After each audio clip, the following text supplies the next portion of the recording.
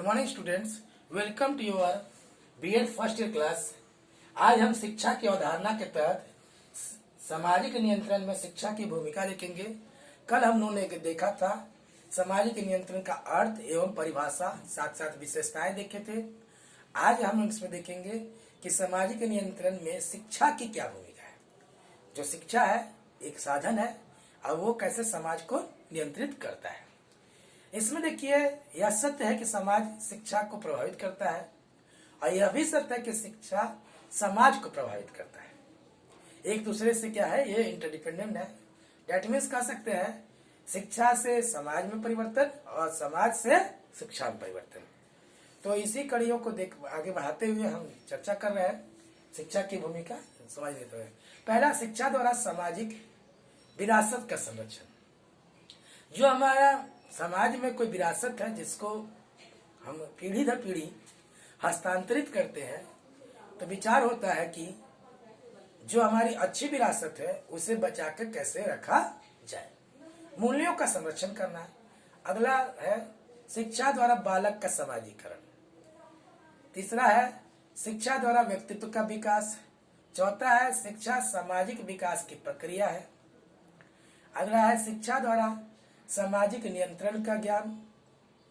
अगला सामाजिक कृतियों का विरोध करना कह सकते हैं शिक्षा द्वारा।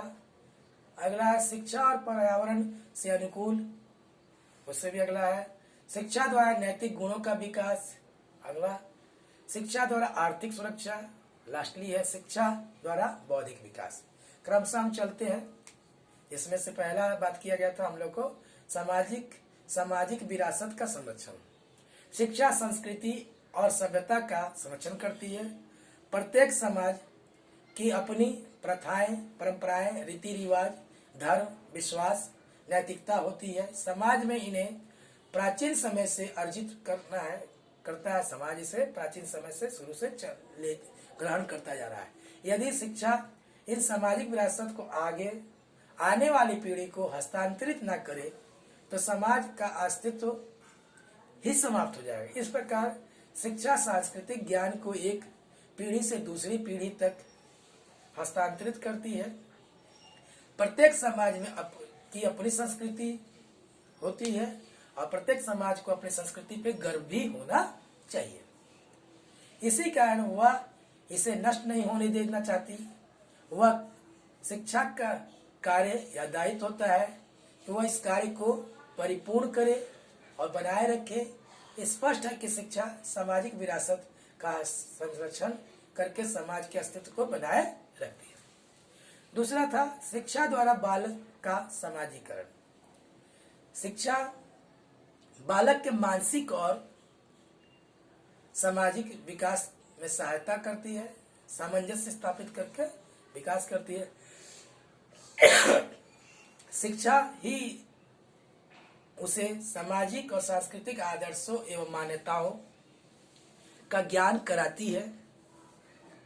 जब बालक अन्य बालकों के संपर्क में आता है तो बालक का समाजीकरण आरंभ हो जाता है। इस प्रकार शिक्षा बालक को सामाजिक प्राणी और समाज का एक महत्वपूर्ण सदस्य उपयुक्त कर देता है या बना देता है और एक सदस्य बनाने में कार्य भी करता है। स्पष्ट है कि शिक्षा व्यक्ति को शिक्षित करके सामाजिक नियंत्रण का कार्य करती है। अगला जो हम बोल रहे हैं शिक्षा द्वारा व्यक्तित्व का विकास। फ्रेडरिक फ्रोवेल के अनुसार शिक्षा वह प्रक्रिया जिसके द्वारा बालक की जन्मजात शक्तियों को बाहर प्रकट किया जाता है।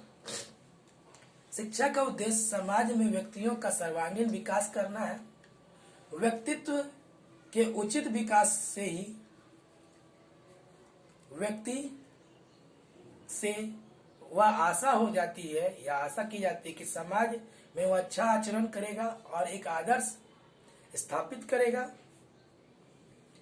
शिक्षा ही सामाजिक आदर्शों और मूल्यों को स्थायी बना सकती है या बनाने में मदद कर सकती है। इस प्रकार व्यक्ति का व्यवहार सदैव नियंत्रित करती है। शिक्षा व्यक्ति के व्यवहार को हमेशा नियंत्रित करती है कि अच्छा क्या है, बुरा क्या है, समाज में कैसे बैठना है, कैसे रहना है, वो समझाती है। अगला था शिक्षा सामाजिक विकास की प्रक्रिया। सॉरी। शिक्षा का विभाग केवल व्यक्तित्व विकास ही नहीं परंतु मनुष्य के एक सामाजिक प्राणी बनाने में बहुत बड़ा सहयोग करता है। वह समाज में ही अपना जीवन व्यतीत करता है। शिक्षा उसका सामाजिक विकास करती है। शिक्षा द्वारा सामाजिक नियंत्रण का ज्ञान। शिक्षा व्यक्तित्व को समाज से और व्यक्ति को व्यक्तित्व से नियमों एवं आदर्शों और परंपराओं का ज्ञान कराती है। व्यक्ति इन नियमों को तोड़ने के परिणामों से परिचित होता है या अवगत होता है। यही कारण है कि शिक्षित व्यक्ति समाज में नियमों के अनुसार कार्य करता है और उस कार्य को करने में उसे कार्य करने में पसंद को व्यक्त करता है कि अच्छा क्या है, बुरा क्या है, उसको आकलन करता है। सामाजिक कृतियों की शिक्षा। शिक्षा समाज के विभिन्न कृतियों, दोषों और कुप्रथाओं के विरुद्ध जनमत का निर्माण करती है। शिक्षा कुप्रथाओं को रोकने में सहायता प्रदान करती है, उन्हें समाप्त करने का प्रयत्न भी करती है। इस प्रकार शिक्षा सामाजिक व्यवस्था का भी निर्माण करती है। शिक्षा और पर्यावरण से अनुकूल। कैसे शिक्षा और पर्यावरण एक दूसरे के अनुकूल होते हैं। शिक्षा व्यक्ति में उस क्षमता का विकास करती है जिससे वह अपने पर्यावरण से अनुकूल कर सके। शिक्षा के द्वारा यह कार्य निम्नलिखित प्रकार से किया जा सकता है। व्यक्ति में ऐसी क्षमता उत्पन्न करती है कि समाज के परिस्थितियों के अनुकूल व्यवहार कर सके। शिक्षा पर्यावरण के अनुकूल करने का ज्ञान प्रदान करती है। प्रत्येक व्यक्ति के लिए अपने पर्यावरण के अनुकूल कार्य करना आवश्यक है। इस संदर्भ में शिक्षा के प्रारंभ से ही अपना कार्य प्रारंभ कर देती है। अगला, शिक्षा द्वारा नैतिक गुणों का विकास। बालक के चरित्र का निर्माण और उसमें नैतिक विकास का करना। सभी युगों और देशों में नैतिकता को बहुत महत्व दिया गया है और शिक्षा जो होता है ये कार्य अपना सही से करती है। जैसे न्याय, संयम, परोपकार, परिश्रम, पवित्रता, सत्य से प्रेम, आज्ञा पालन, रोजमर्रा की जिंदगी में आप इसको देखते हैं। अगला है शिक्षा द्वारा आर्थिक सुरक्षा। शिक्षा का यह कार्य है कि व्यक्तियों को उन व्यवसायों एवं उद्योगों के लिए प्रशिक्षित करे जो न केवल उसके लिए वरन समाज और देश के लिए उपयोगी सिद्ध हो। शिक्षा व्यक्ति में उन क्षमताओं का विकास करती है जिससे व्यक्ति अपनी जीविका कमाने में समर्थ हो सके। समाज में जब प्रत्येक व्यक्ति को जीविका के साधन उपलब्ध हो जाते हैं तो समाज की व्यवस्था बनी रहती है। स्पष्ट है कि शिक्षा व्यक्तियों के जीविकापार्जन के साधनों का विकास करके सामाजिक नियंत्रण रखती है। लास्ट जो है शिक्षा द्वारा बौद्धिक विकास। शिक्षा व्यक्ति का बौद्धिक विकास करती है। शिक्षा का दृष्टिकोण वैज्ञानिक होता है। शिक्षा व्यक्ति की जन्मजात शक्तियों का विकास करती है। शिक्षा व्यक्तियों में तर्क एवं चिंतन की क्षमता को उत्पन्न करती है। इस प्रकार व्यक्ति को इस बात का ज्ञान हो जाता है कि क्या उचित है, क्या अनुचित। उचित और अनुचित के भेद समझकर सामाजिक नियंत्रण किया जा सकता है। आपको फिर से रिपीट कर दे रहे हैं सभी टॉपिक जो बताया गया है।